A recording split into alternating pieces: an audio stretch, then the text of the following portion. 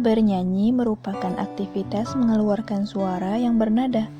Bernyanyi juga merupakan aktivitas melantunkan suara dengan nada-nada yang beraturan.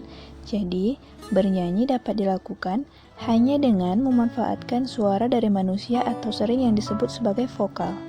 Dapat pula dilakukan dengan diiringi alat musik. Bernyanyi secara unisono berarti bernyanyi dengan satu suara atau bernyanyi secara berkelompok tetapi dengan nada yang sama.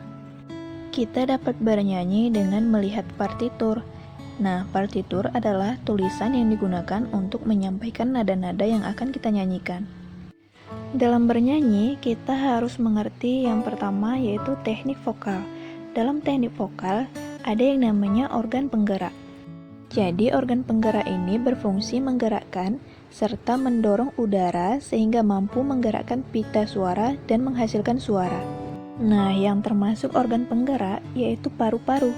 Jadi, paru-paru ini berfungsi menghirup udara dan udara tersebut dimanfaatkan untuk mendapatkan oksigen bagi tubuh dalam aktivitas pernapasan.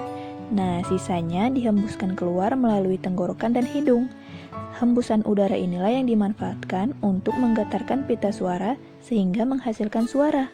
Selanjutnya, laring atau pangkal tenggorokan. Jadi, laring ini merupakan organ tubuh atau tempat pita suara berada. Nah, jika terkena sentuhan udara yang diembuskan oleh paru-paru tadi, maka pita suara akan bergetar, membuka, menutup, merentang, atau mengerut untuk membentuk suara yang menghasilkan nada. Jadi, laring sangat penting fungsinya untuk melindungi pita suara. Selanjutnya, faring atau batang tenggorokan. Jadi, organ ini menghubungkan laring dengan rongga mulut dan rongga hidung. Nah, jika organ tubuh ini terganggu, akan menimbulkan radang dan di dalamnya akan terproduksi banyak lendir yang menimbulkan rasa gatal. Jadi, di ujung atas dari faring terdapat organ tubuh yang disebut tonsil atau anak teka. Nah, di tempat inilah manusia menghasilkan nada-nada tinggi. Untuk organ penggerak terakhir yaitu diafragma atau sekat rongga dada. Jadi, diafragma yaitu otot besar yang melintang di antara rongga dada dan rongga perut. Fungsinya mengatur kerja paru-paru secara otomatis. Jadi, gerakan ini memberi kesempatan rongga dada untuk mengembang dan mengempis. Jadi, kaitannya dengan teknik bernyanyi, diafragma sangat bermanfaat untuk memperbesar kapasitas paru-paru. Yang kedua yaitu organ penggetar. Jadi, organ tubuh yang tergolong sebagai alat penggetar dalam menghasilkan suara adalah pita suara.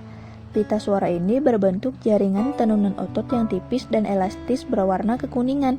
Jika disentuh udara yang dihembuskan dari paru-paru, pita suara akan bergetar dan menghasilkan suara. Jadi, pita suara milik anak laki-laki lebih panjang daripada milik anak perempuan. Jadi, inilah yang menyebabkan suara laki-laki lebih rendah daripada suara perempuan. Seperti yang ditunjukkan dalam gambar yang pertama, pita suara tertutup. Jadi, jika pita suara tertutup rapat, laring juga ikut tertutup.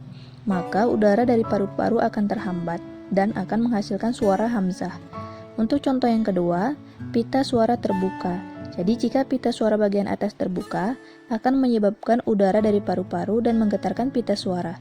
Dalam posisi seperti ini, akan menghasilkan suara yang diolah oleh alat ucap atau artikulasi dan akan menghasilkan aneka macam suara.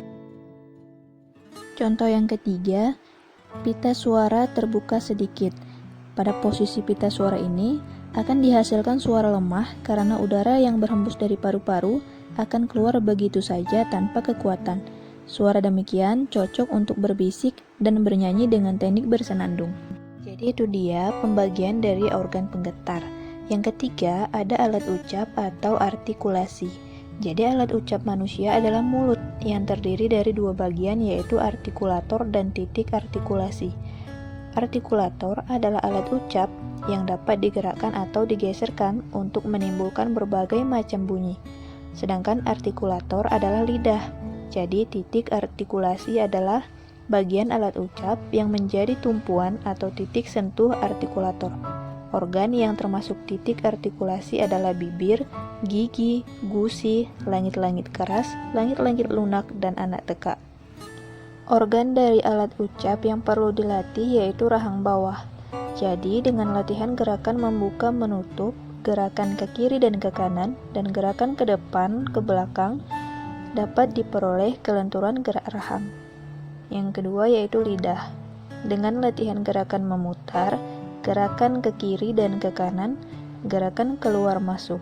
Latihan ini akan menghasilkan kelincahan gerak lidah. Yang ketiga, bibir. Dengan latihan membuka, menutup, dan menahan hembusan udara, latihan ini ditunjukkan untuk mendapatkan kelenturan bibir. Nah, jadi itu dia ketiga teknik dalam bernyanyi. Dan untuk teknik berikutnya akan kita pelajari pada pertemuan kita minggu depan.